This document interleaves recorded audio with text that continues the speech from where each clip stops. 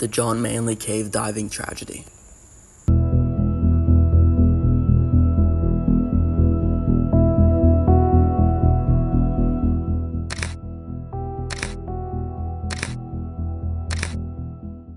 On September 28, 2008, something terrible happened in the cave in France. 3 brave divers went into the cold, dark waters of the source of the Volanthen cave.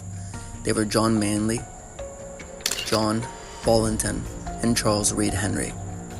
These men loved adventure, but they didn't know the danger waiting for them underwater. This is the story of John Manley's last dive. John Manley was born in 1976. He was a man who enjoyed riding motorcycles and diving deep underwater. John was always looking for his next big adventure. When John was younger, he loved the thrill of motorcycle riding. The wind on his face made him feel alive. But John had another passion too, scuba diving. He loved exploring the quiet world under the sea. John joined a diving club called the British Sub-Aqua Club in Britain. Here he learned how to dive better and use his special diving equipment. He became really good at using rebreather. This machine helped him stay underwater for a long time. But John's life changed when he had a bad motorcycle accident. He hurt his back badly. This injury made it hard for him to do things, but John didn't give up. He was determined to keep exploring. Even with his back injury, John decided to try cave diving. Cave diving is very dangerous. You have to swim through tight spaces in dark caves underwater. It's not for people who get scared easily. John knew cave diving was risky, especially with his bad back, but he couldn't resist the excitement of exploring places few people had seen before. The cave where John went diving was called the Source du Volanthen. It's in France, and it's known to be very dangerous. Many brave divers had explored it before.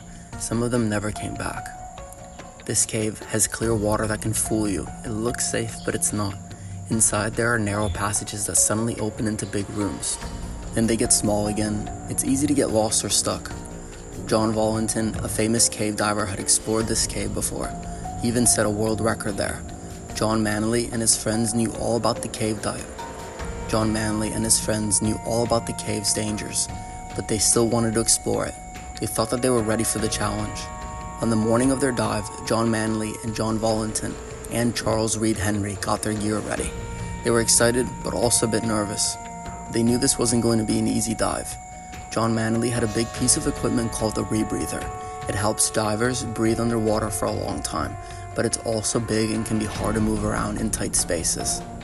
His friends were worried. They told John, "Your rebreather is too big for some of the narrow parts of the cave, and with your bad back, it's going to be hard." But John didn't want to change his mind. He said, "I've been in tight spots before. I can handle it. We've trained for this.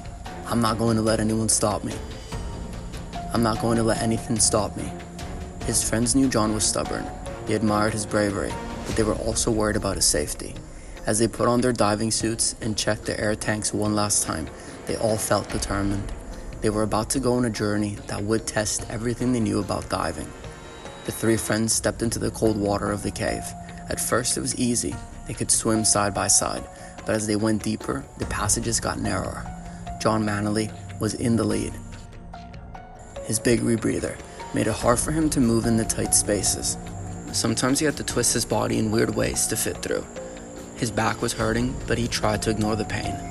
His friends John and Charles stayed close to him. They watched carefully to make sure that John was okay. They could only see what their flashlights showed them. The rest was dark and mysterious. As they went deeper, the passages got so narrow that John had to take off his rebreather to squeeze through. This was dangerous, but it was the only way to keep going. His friends helped him, passing the equipment back and forth.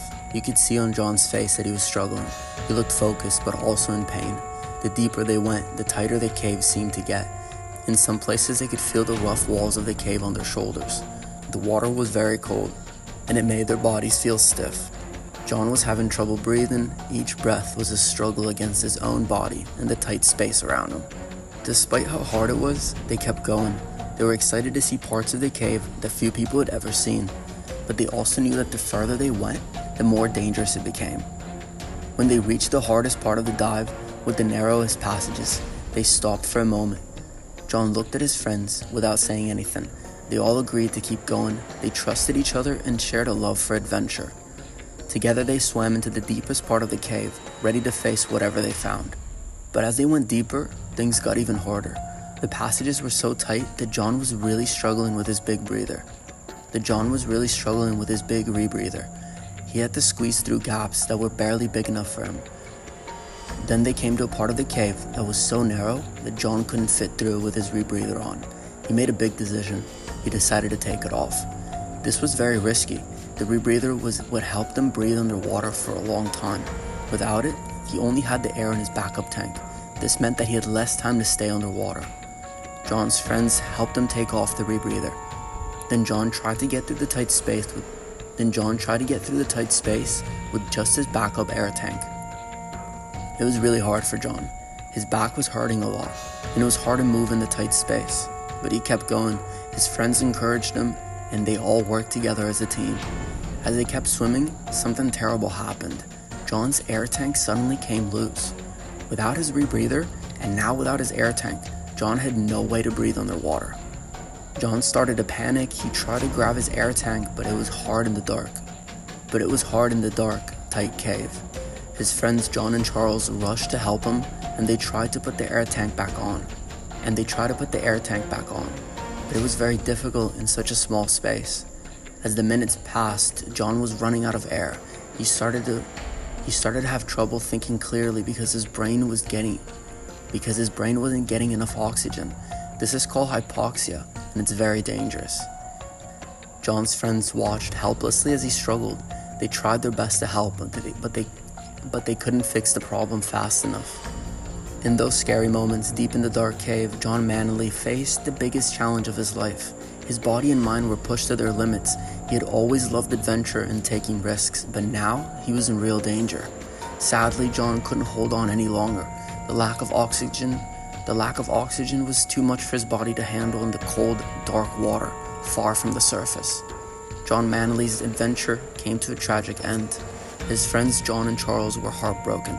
They had started this dive full of excitement, ready for an adventure, and now they had lost their friend in the depths of the cave. When John and Charles finally made it back to the surface, they were filled with sadness and fear.